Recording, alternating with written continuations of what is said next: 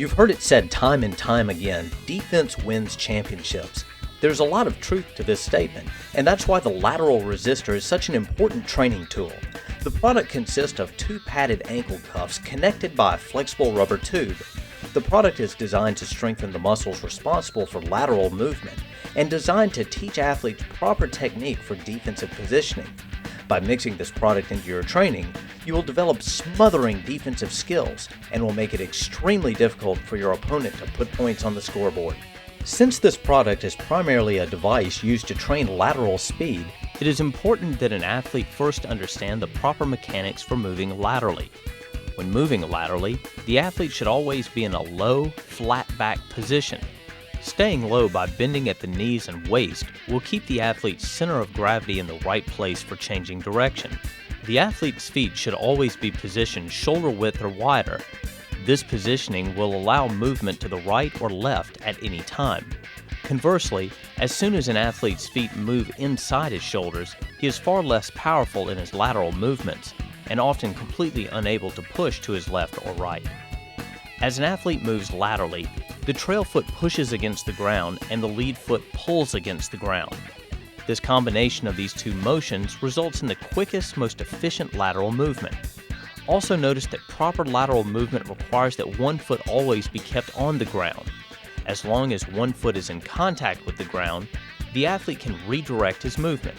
If an athlete begins hopping in his lateral movement, then there will be times that the athlete's body is completely airborne and thus helpless in reacting to subsequent changes in movement by his opponent.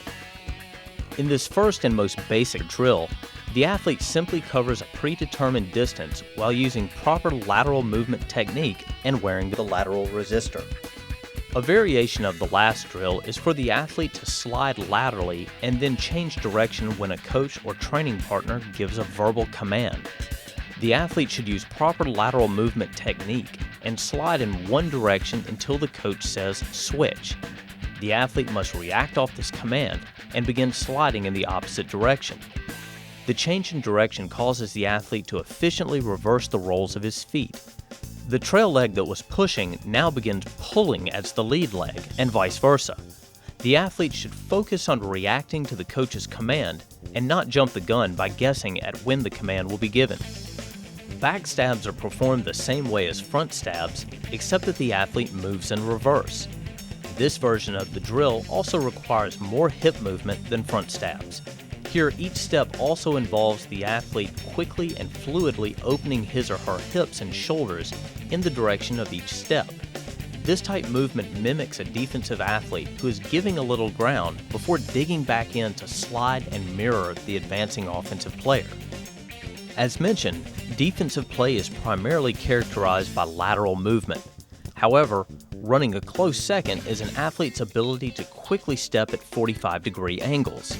Oftentimes, it is a quick first step that puts an athlete in a position to slide laterally and mirror the movements of an offensive player.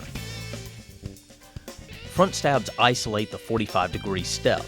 The athlete should begin in an athletic position with knees bent, shoulders over the knees, back flat, and weight on the balls of the feet. Each step should be 2 to 3 feet in length and at a 45-degree angle. The athlete must make each lead step as quick and as powerful as possible to overcome the resistance of the flexicord. Once the lead foot has come back into contact with the ground, the trail leg then snaps beside the lead leg to put the athlete back in the starting position. The athlete then repeats the motion in the other direction with each leg reversing in its respective role. Because the resistor is a device that overloads the lower body with resistance and assistance, it is important that a contrasting free repetition be performed next. Backstabs can also have an extra step added to create double backstabs. Again, an excellent technique is to have a coach or training partner command the athlete to switch back and forth between the motions of backstabs and double backstabs during a set. Such a technique teaches athletes to adopt proper lateral defensive positioning as second nature while they focus on the separate task of reacting to the commands of the coach.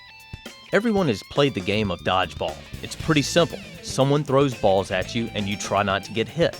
This classic game can be enhanced by strapping a resistor around the ankles of the athlete. Here we have two cones spaced about 4 to 5 yards apart and an athlete placed in the middle. A coach or training partner with a dozen tennis balls is placed 4 to 5 yards in front of the athlete. The coach initiates the drill by quickly throwing the tennis balls between the cones. The athlete may move between the two cones using only proper lateral movement technique. The athlete's goal is first to prevent the balls from hitting his feet, and second, if possible, to move so the balls pass between his feet. After playing a few games of dodgeball, the athlete's hips will be burning from fighting the resistance of the flexicord. W-slides are designed to combine lateral movement and change of direction. This drill is set up by placing a series of cones in a W configuration with 3 to 4 yards of separation between each cone. The athlete begins at the first cone in the series and slides laterally around each of the cones. The goal is for the athlete to maintain proper push-pull lateral mechanics and to change direction as quickly as possible at each cone. The formation of the cones also requires that the athlete pivot off the plant foot at each cone and snap his or her hips and shoulders around in line with the next cone. After the athlete has performed a set of W-slides, it is recommended that the resistor be removed and a free set of W-slides be performed. The technique of following up a resisted movement with a free one is known as contrast training, and it is a common theme throughout all forms of speed development. The idea is to teach the athlete to perfectly perform while conditions are continuously changing. Many of the drills on this video have focused on the importance of sliding laterally as it applies to athletes playing defense. However, the ability to slide linearly is also a key component to great defensive play. A linear slide works the same way as a lateral slide, except for a few small adjustments. The trail leg still pushes and the lead leg still pulls. Unlike lateral sliding, where the outside of the feet is primarily in contact with the ground, linear sliding places more emphasis on the front part of the feet. For this drill, you will arrange a series of cones in a W configuration with about 2 to 3 yards of separation between each cone. Rather than starting in a lateral stance, the athlete will begin in a split, linear stance with one foot positioned in front of the hips and one foot behind the hips. Both feet should be within the framework of the shoulders. The athlete then uses proper linear slide technique to move around each cone as demonstrated here. Hopscotch is a fast, explosive drill that can be performed with a lateral resistor. This exercise targets rhythm, first step quickness, and hip strength. In this demonstration, the athlete begins in an athletic stance with the body weight on the front of the feet.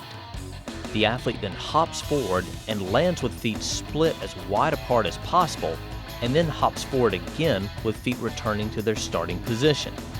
This motion is then repeated until all required repetitions have been performed. Similar to other drills on this video, the athlete should aim to stay low to the ground and avoid rising to an upright stance. This drill begins by using cones to construct two circles that are 2 to 3 yards wide. The athlete begins at the top of one of the circles and faces towards its center. The athlete then uses lateral slide mechanics to navigate the outside of the first circle. At the intersection of the two circles, the athlete transitions from facing the center of the first circle to facing away from the center of the second circle. The unique transition made at the intersection is the most important part of the drill, and the athlete should be especially focused on making it smooth and fluid. Also, because of the tighter pathways used in this drill as compared to the last, the athlete's lateral strides tend to be slightly shorter and quicker. Line hops train knee lift, lateral quickness, and balance all in one drill. The athlete simply hops over a line by firing the knee closest to the line up towards the chest, thus placing flexicord in a fully stretched position. The trail leg then follows the path of the lead leg, and the athlete lands and balances on the lead leg. Now on the other side of the line, the athlete should be standing on one leg, ready to fire back in the opposite direction.